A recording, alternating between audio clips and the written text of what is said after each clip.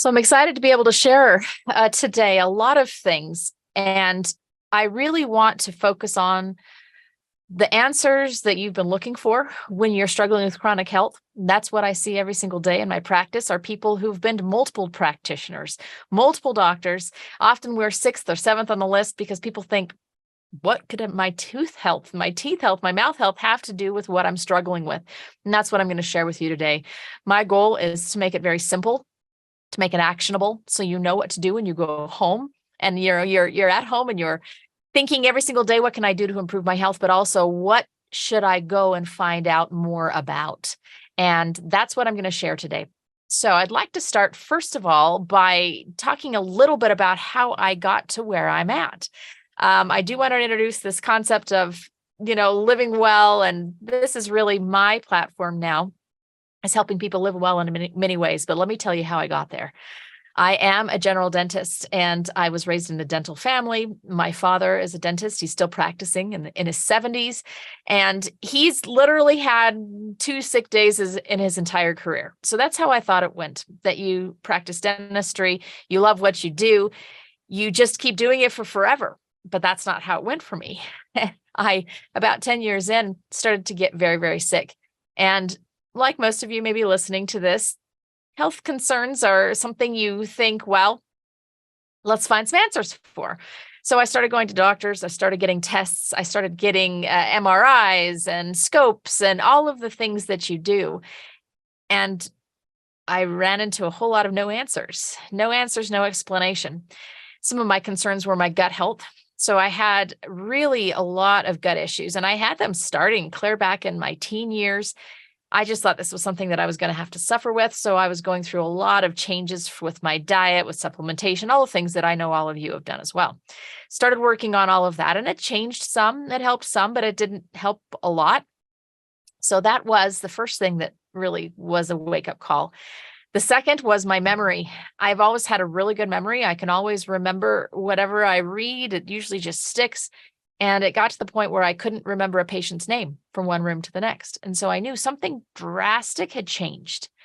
The third thing that had showed up was numbness. I had so much numbness in my hands, particularly my right hand, that I couldn't hold a dental instrument very well anymore. I was waking up all night long with numbness. I couldn't sleep.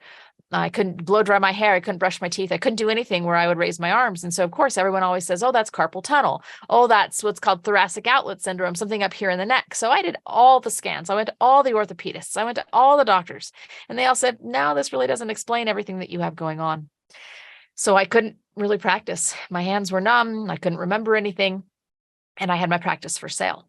And this was a real scary time for us because my husband also works in the practice. This is our livelihood. I was in my mid-30s. We had, 4 young children, and I didn't know what I was going to do. I started looking around to try to find what else could I do with the skills, the things that I already have. And I started looking at coaching and consulting inside of dentistry and different things. And in that search, I found a practitioner. I was explaining what I was struggling with. And he said, you sound a lot like me. Have you ever looked into mercury poisoning?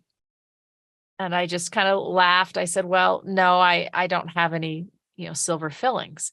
In dental school, we'd been taught, we had dental materials classes, and I'd been taught that there was mercury in these, we call them amalgam fillings. People often call them silver fillings. Those metallic fillings, I had learned that there was mercury in those fillings.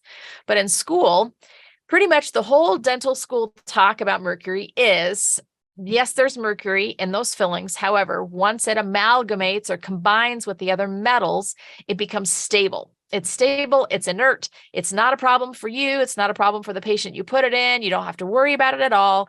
And if you tell somebody that their health could be impacted by these fillings, you're going to lose your license. So that's the entire mercury talk that I got in dental school, was pretty much that. So I just laughed at him and I said, no, I don't have any of those fillings. And he said, oh, it's not the fillings you have. It's the fillings that you've been drilling out for the last decade with no protection. Now, I had really kind of come into this place of being a cosmetic dentist. I really like making things beautiful, and I'm very artistic, and cosmetic dentistry was right up my alley. When people want cosmetic dentistry, they don't like the look of metal fillings. So I was drilling out metal fillings all day long, every day, because I was helping people to have a beautiful smile. And in their mind, that wasn't part of it. I was drilling these out, their heads literally right here, my head's right here. All of the vapors that I was releasing while drilling out these fillings was coming right into my head. And as I started researching mercury, what I learned was mercury is a neurotoxin. I knew this. Mercury is a neurotoxin, but it's going to affect the neurology. Well, think about some of my symptoms. I had numbness, I had memory problems, and I've since also learned that mercury interferes with gut function.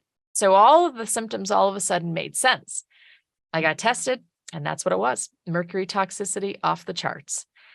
I was shocked. Again, I hadn't even considered that this could be a problem. No one had ever told me that as a dentist, this was a risk of my profession. No one ever told us that. No one ever talks about that. Still to this day, no one talks about that in dentistry. And I was a little frustrated, but I was also concerned. I thought, well, I would like to continue in my career if I can. And the doctor said, there's no way to do this unless you are able to get the mercury out. You have to get it out. And if you continue to put it in as rapidly as you're getting it out, then you're never going to get better. So I had to start doing some research, and I'm all about finding answers. That's just kind of my personality. If I have something that I can't answer, I'm just going to look and research until I do.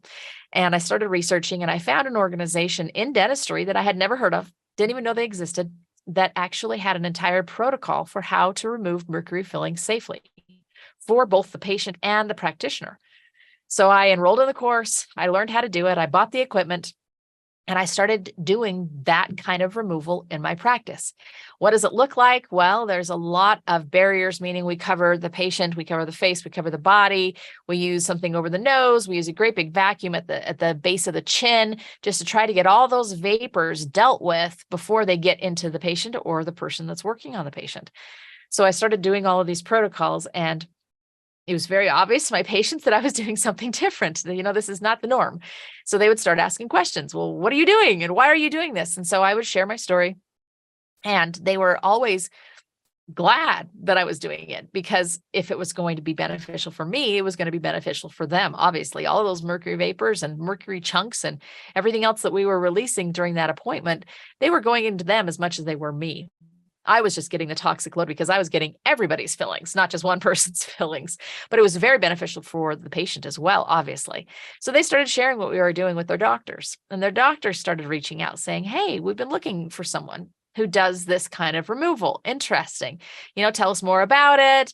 And then we started working with doctors, and then they started asking questions like, wow, I've heard that there could be infection in dentistry, hidden infection. Do you know anything about this? Oh, and have you learned about ozone? Do you use ozone in your practice? Or, we've heard a lot about stem cells and dental surgery. Do you do that? I didn't know what they were talking about, like at all. I didn't have a clue what they were talking about, because dentistry doesn't talk about this kind of thing. The medical doctors, the chiropractors, they know about it, but dentists don't. So I would have to go find classes wherever I could find them. And it wasn't like you just go and enroll in a school and they teach you all of these things. That's not the way it is. Even today, that's not the way it is.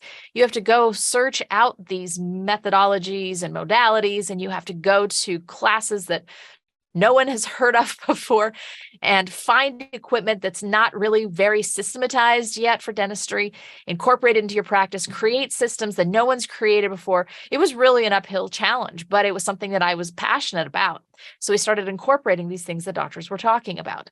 And all of a sudden, we started seeing changes in our patients. We were not only fixing teeth, but we were helping their health. We were improving long-term chronic health conditions. And then doctors started sending more patients.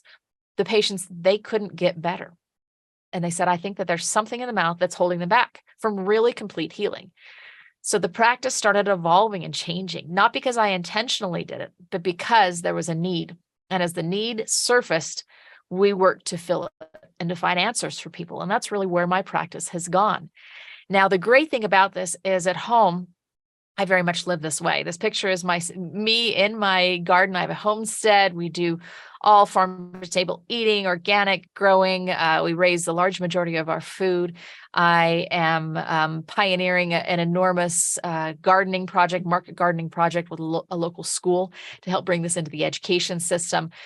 Doing a lot in my personal life. And all of a sudden I could bring that personal life into the practice. I could talk about the things that I'm passionate about at home, about nutrition and about our food sources and about the way that we feed our bodies and the way we care for ourselves. All of a sudden it integrated very perfectly with all the dental things that I was doing as well. And that really has catapulted the practice to a new place. And now at my dental practice, we are seeing patients from around the world and we are caring for them in a way that helps to upright what I like to think a lot about disease or illness or our bodies as a bucket. And our bodies are amazing healing machines. But if the bucket gets too full of all of the things that you're learning about on this conference, if there's too many things stacked up in that bucket, the whole bucket tips. And that's where we get chronic disease. Now, we don't have to necessarily remove everything that's in the bucket. We're going to have stressors in our lives. We're going to have things that we struggle with. However, if we can remove enough of them, that bucket uprights and the body's able to then take care of it again. That's what we really do in our practice is we help remove enough that the buckets are able to upright. Is dentistry the only thing that is affecting chronic health? Well, of course not. And we would never say that. But it's oftentimes a big enough piece that it can upright the bucket. So those are the things I'm going to share today. Like I said, this is my Living Well platform. If you go there, I share all kinds of things for free on Instagram, Facebook, and the website. It's all Living Well with Dr. Michelle. And I'll give some information at the end as well. All right. You've already heard my journey, but I want to share a little bit more even about that journey. Like I said, I was a general dentist practicing with my father. This picture on the top, I guess that's the left.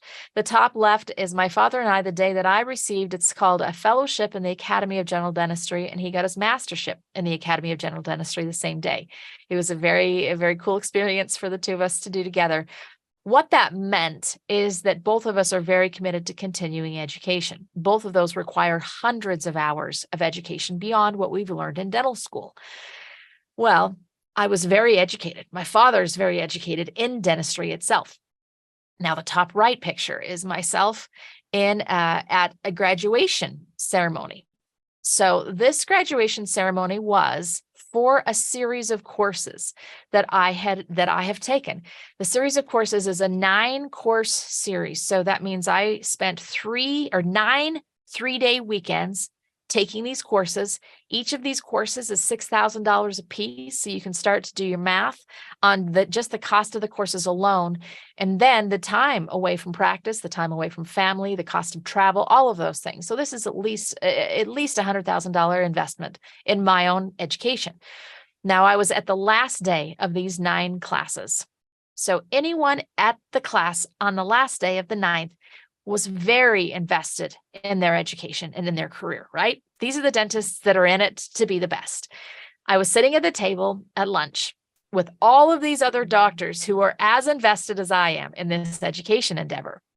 And they started telling a story. One of the doctors started telling a story about a dentist in his building who wears, in his terms, a hazmat suit when he removes mercury fillings. Everybody at the table started to laugh. Now, this was after I had already gone through my own mercury journey and after I was providing the exact care they were making fun of. These are educated dentists. These are the top in the profession, and they didn't know anything about what I had just gone through and about the dangers of their own profession for themselves and patients. So I debated in my mind. I thought, do I say something? Do I not? Do I say something? Do I not? But I always say something. So, I just kind of waited for a pause in the laughter. And then I said, can I share my story with you? And I shared the story that I just shared with you.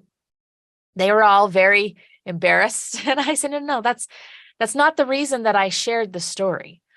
I shared the story because I want you to know that there is a danger for you in your practice, and there's a danger for your patients in your practice. And I want you to know that it's real. So when this practitioner is using this hazmat suit, he's doing it because he wants to care for his patients better. And Again, they were very embarrassed about the fact that they had been laughing about this, but I said, my intent is just to help you understand.